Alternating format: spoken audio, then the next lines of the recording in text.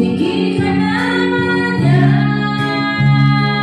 selagi ku ada, ku memujanya. Ku tinggikan namanya, selagi ku bernafas, ku memujanya.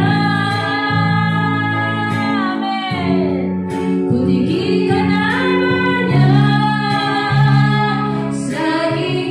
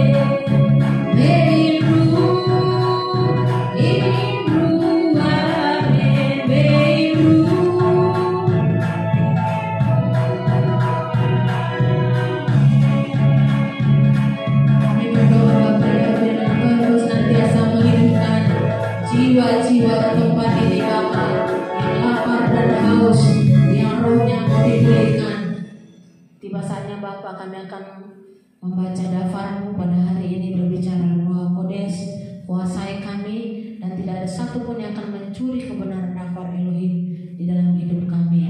Yeshua Masih, haleluya, amin. Mari kita buka Yefanya 1.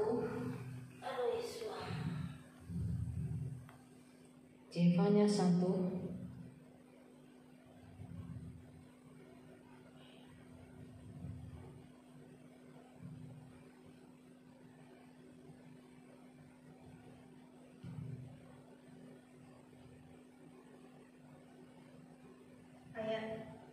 ayat yang pertama. Ayat yang ke pertama sampai dengan selesai. Ya. Ini adalah firman Yahweh datang kepada Zefanya anak Kushi, anak Gedalia, anak Amaria, anak Hizkia pada masa pemerintahan Hosea, anak Amon raja Yehuda. Judulnya apa? Penghakiman terhadap Yehuda. Kita baca sama-sama 1, 2, 3. Aku akan melenyapkan segala sesuatu dari atas muka bumi, firman Yahweh. Aku akan melenyapkan manusia dan binatang. Aku akan melenyapkan burung-burung di udara dan ikan-ikan di laut. Aku akan membuat orang-orang fasik tersandung jatuh, dan aku akan mencabut umat manusia dari atas bumi, firman Yahweh. Aku akan mengulurkan tanganku terhadap Yehuda dan terhadap seluruh penduduk Yerusalem. Aku akan memusnahkan dari tempat ini sisa-sisa Baal, nama para penyembah berhala bersama dengan para imamnya. 5. Orang-orang yang sujud menyembah di atas soto kepada bala tentara langit, dan juga orang-orang yang sujud menyembah dan bersumpah setia kepada Yahweh, tetapi selain itu mereka juga bersumpah kepada Milkom. Dan orang-orang yang berbalik dari mengikuti Yahweh, yang tidak mencari Yahweh dan tidak meminta petunjuknya. 7. Berdiam dirilah di hadapan Tuhan Yahweh, karena hari Yahweh sudah dekat. Sebab Yahweh telah menyediakan suatu korban, Dia telah menguduskan orang-orang yang diundangnya. Dan yang terjadi pada hari kurban Yahweh, aku akan menghukum para penguasa, anak-anak raja, dan semua orang yang mengenakan pakaian lain.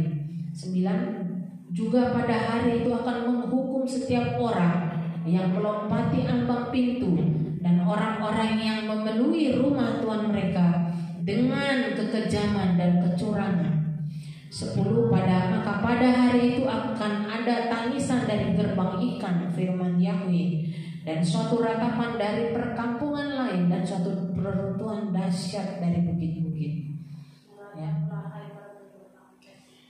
Kita lompat ke ayat yang ke-18. Pada hari kemurkaan Yahweh, baik perak maupun emas, mereka tidak akan mampu melepaskan mereka, dan seluruh bumi akan dilalap habis oleh api cemburunya, karena pemusnahan dahsyat yang sungguh-sungguh dicemaskan akan Dia lakukan terhadap seluruh penduduk bumi. Amin. Ini adalah yang diperingatkan oleh Ruach HaKodes, ya, bahwasanya Bapa Yahweh akan melakukan penghakiman pada hari-hari yang terakhir. Kita tahu hari-hari ini, ya saudara, banyak sekali orang yang secara mendadak, ya, tiba-tiba meninggal. Tiap hari di Facebook pasti ada saja yang meninggal.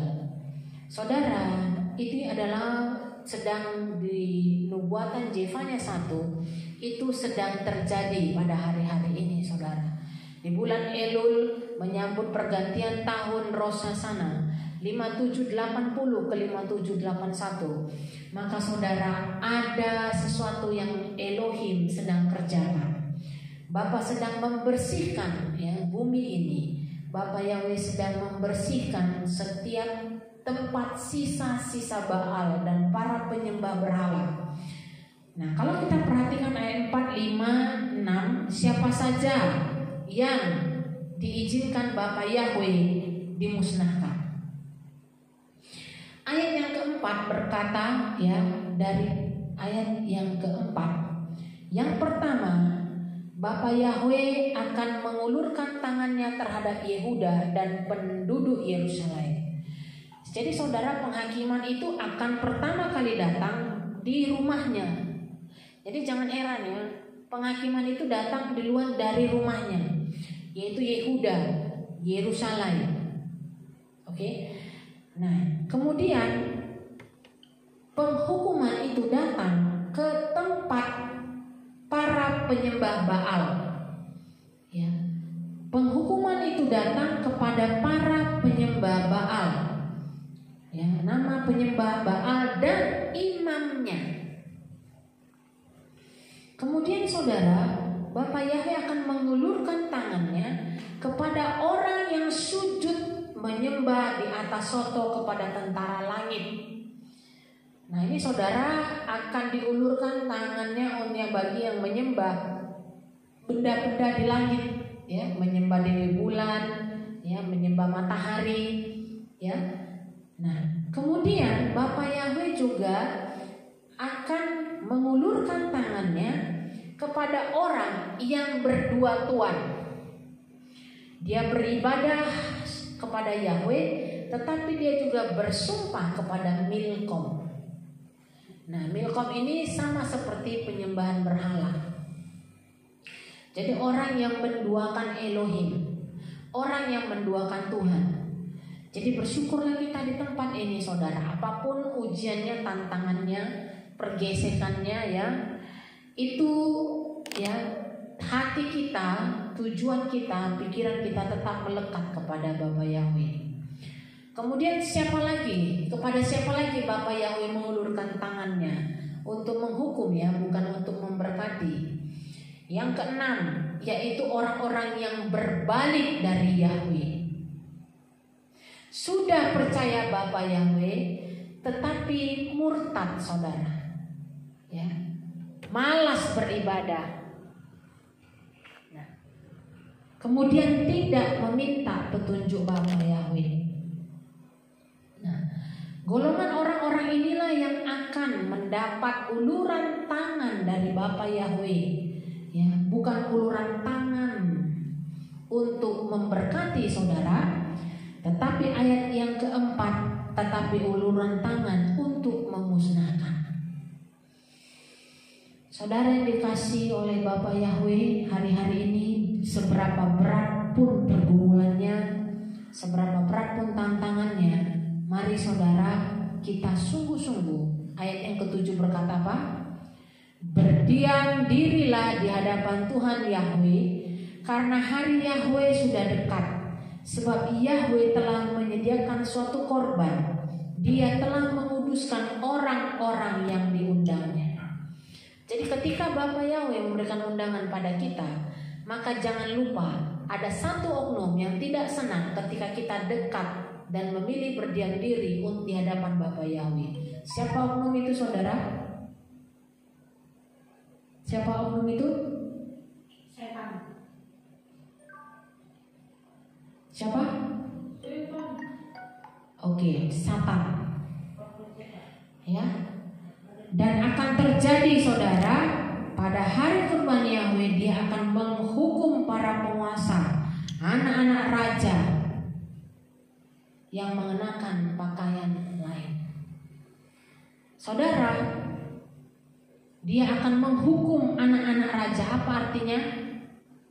Artinya siapa saudara yang akan dihukum? Ya, anak-anak raja. Artinya para pembesar-pembesar, orang-orang yang terkenal. Ya, bukankah ini sedang terjadi saudara? Nah, siapa lagi yang tidak luput? Siapa yang tidak luput dari penghukuman itu? Setiap orang yang melompati ambang pintu dan orang-orang yang memenuhi rumah tuan mereka dengan kekejaman dan kecurangan. Nah, saudara yang dikasihi oleh Bapa Yahwe, saya berdoa kiranya kita diluputkan dari setiap penghukuman demi penghukuman Bapa. Jangan kita sudah percaya kepada Bapa Yahwe, kemudian dengan gampangnya kita kembali berbalik kepada Milkom. Jangan kita sudah percaya kepada Bapa Yahwe, kemudian kita mulai berbalik kepada siapa? Hal-hal yang lain. Penyembahan berhala itu sangat mendugakan Bapa Yahweh. Ketika kita menyembah, saudara, urusan daging itu tidak ada kaitannya dengan urusan roh. Rohlah yang memberi kehidupan. Daging sama sekali tidak berguna. Jadi saudara, apa yang engkau lihat dengan mata jasmanimu, apa yang engkau lihat dengan dagingmu, saudara, itu tidak ada kaitannya dengan hal-hal rohani. Dan janganlah engkau berpikir bahwa urusan kedagingan itu lebih besar, adalah sesuatu yang lebih penting. Saudara, daging ini saudara, kalau tidak bernafas lagi, daging akan kembali ke tanah. Tetapi roh akan kembali kepada penciptanya. Pertanyaannya, ketika daging kita telah binasa, urat-urat sel-sel saraf kita menua, sel-sel tubuh kita menua. Sekarang pertanyaannya, rohnya kemana? Kemana rohnya saudara? Sebab hal-hal yang bersifat roh itu adalah hal-hal yang berbicara kekekalan, eternity, olam, hasdu, ya. Hal-hal yang bersifat roh lah saudara. Jadi jangan karena sesuatu hal yang misalnya habis ribut jadi gak ibadah. Saya tidak mau saudara. Atau kita lagi pusing di dalam pekerjaan, terus mumet, ninggalin ibadah. Kemudian apa lagi? Kita lagi tidak baikan, tidak enakan satu dengan yang lain, tidak ibadah. Saudara, esensi ibadah, esensi dari avoda itu apa saudara? Kita datang merendahkan hati, membawa hidup kita. Bisa saja tubuhmu di sini, pikiranmu di sini, tapi rohmu melayang-layang. Itu pun dipandang Bapa sudah satu kebenaran. Ya, adalah nilainya dikasih gitu loh, yaitu nilai apa? Nilai kehadiran. Tetapi kalau berbicara nilai berkat, ketika pikiranmu, jiwamu, rohmu itu bersatu, maka itu akan berbicara berakah, berkat. Ya. Jadi saudara, kita yang dikejar berkat, bukan kita yang mengejar berkat. Berkat itu tidak bicara mengenai masalah uang saja saudara. Ya, tetapi berkat itu juga bicara mengenai damai sejahtera. Birkat bicara kelimpahan. Berkat juga berbicara mengenai kesehatan. Ya, berkat juga berbicara sukacita. Ada banyak orang yang punya uang, punya harta, segalanya tercukupi saudara, tetapi selalu tidak dipenuhi damai sejahtera, selalu penuh dengan keributan, ketegangan, ya, selalu dipenuhi dengan drama, ya, tegang terus saudara. Ada orang juga yang hidupnya pas-pasan, ya, sederhana, tetapi saudara, di sana ada sukacita, ada damai sejahtera, ada kenyamanan, ada keamanan di sana. Ada ketenangan. Nah, yang paling penting itu adalah ketenangan saudara. Karena orang kalau dipercayakan sesuatu, baik itu harta, baik itu jabatan, baik tanggung jawab, maka saudara, dia akan sulit untuk bisa, ayat yang ke-7 yaitu apa? Berdiam diri. Ya, dia akan sulit untuk berdiam diri. Dia akan sulit untuk membawa korban. Kalau disuruh membawa korban di hadapan Yahweh, maka itu akan hitung-hitungan saudara, kali-kalinya mulai dipakai. Ya, jangan lupa saudara, kita membawa persembahan persepuluhan kita untuk sedekah kita kepada milik Bapa Yahweh.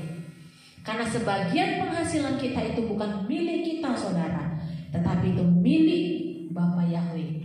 Kalau orang-orang dunia bilang apa? Milik semesta alam.